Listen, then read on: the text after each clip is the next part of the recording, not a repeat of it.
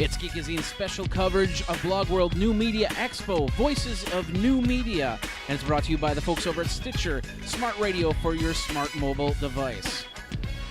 Jeffrey Powers continuing coverage of Blog World New Media Expo, Voices of New Media, lots of words to remember with Stitcher.com. And we got Jamie here, and of course we did an interview back at Blog World before there. We did do the interview. We've talked to each other several times and known each other for years. It's just great to be back and talked to a lot of people about how this event continues to grow and develop, and see just how that's the social media and the blogging space, the podcasting space is really, I think, central to the future of how things are going to get done. Definitely. Now, for people that don't know, you're with the ProMed Network. I am. You created the ProMed Network, and you've got a series of doctors and nurses that do podcasts, videocasts, and a whole bunch more on there, correct? Yeah, well, I'm a nurse and a paramedic, and I also have my own programs, and then I really wanted to find a place where we could bring all of the information, my favorite podcasters and really highly credible medical professionals talking in their field, either to other medical professionals in their field or to the public at large, but providing credible information. And so I put together the ProMed Network and ProMedNetwork.com, I should say that. Yeah. And so my shows, the MedicCast and the Nursing Show, are on there, but we have 45 shows on the network now, video and audio, different types, and they're all available for anyone to pick up and check out, and all independently produced and all vetted to make sure that they are presenting credible and quality information in the healthcare space. And do you have your shows on Stitcher? I do, and in fact, a lot of our people do have our shows on Stitcher. We have a presence on Stitcher. We're really happy with the way that the Stitcher app gives us another platform through which to reach our audience. Now, the one cool thing about this, about what Jamie's doing right here is, and I learned about this today, this vest is just the bomb. This is, you called it what, a Scott's vest? It's the Scott E-Vest. Scott E-Vest. As in Star Trek? I cannot take any more, Captain. It's not Scotty, it's Scott and then E-Vest. So it's like the electronic vest, right? Oh, okay. And so it's got, I think, 27 pockets in it. So, and then each pocket has like a purposefully put hole. They're not just like poorly made, but it actually has a pocket hole so you can connect devices on your vest. And so I'm actually set up to do some recording here, and I have my microphone on one side, the cable runs all the way through the back to my recorder on the other side, and I have room for my iPod, my headphones run up through a channel up to my collar so I can just put them in. I love this thing, and I have to thank my mother-in-law because I asked for this for Christmas a couple of years ago, and this is the tool I take with me on the road when I go. Okay, and you said the one thing that he was telling me was you have your roller bag on an airplane, you have your carry-on. This is like a second. This is my weary-on.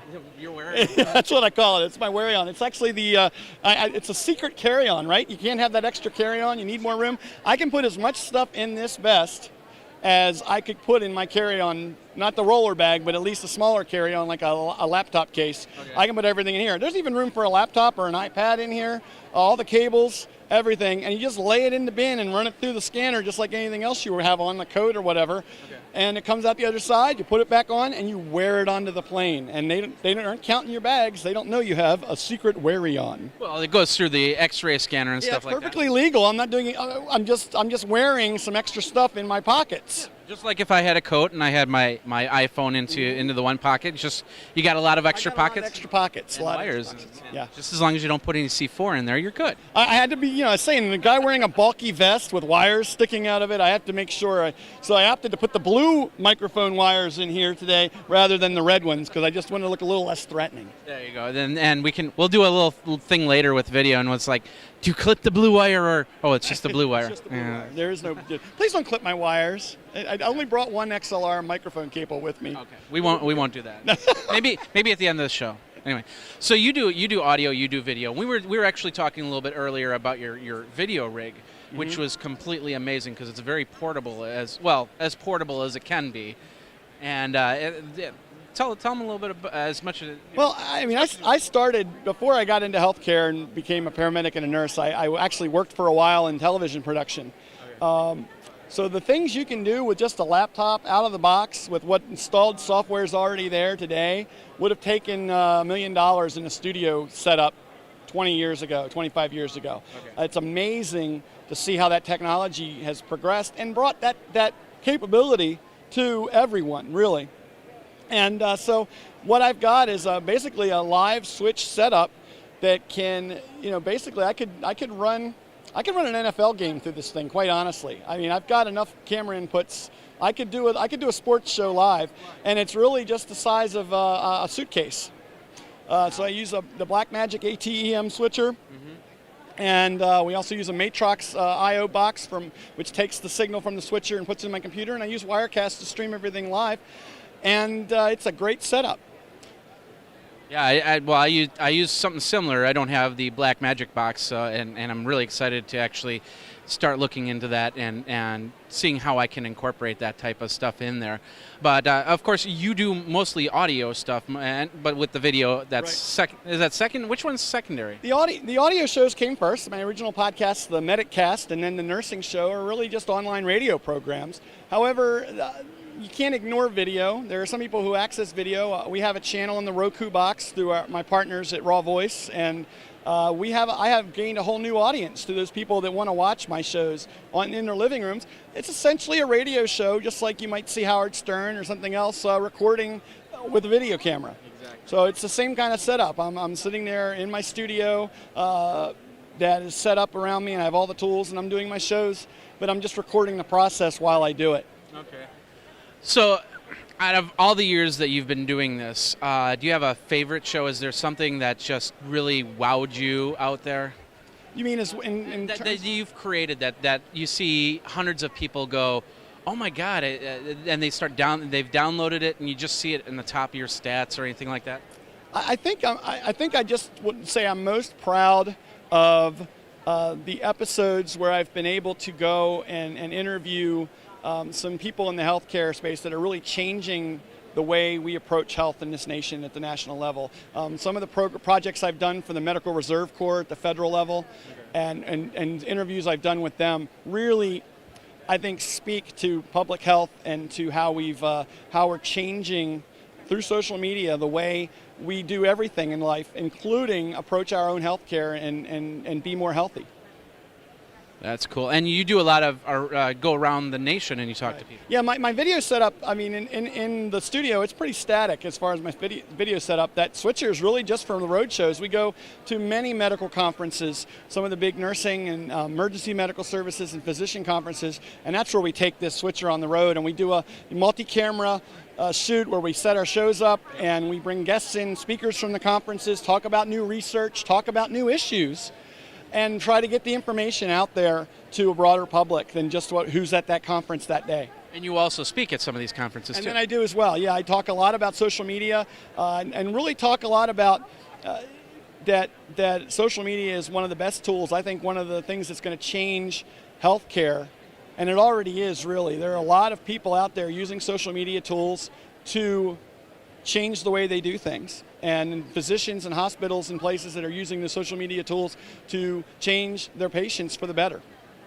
Besides your shows, is there somebody standing out that's on the ProMed network that's just turning into kind of like a ProMed superstar, I guess you could say?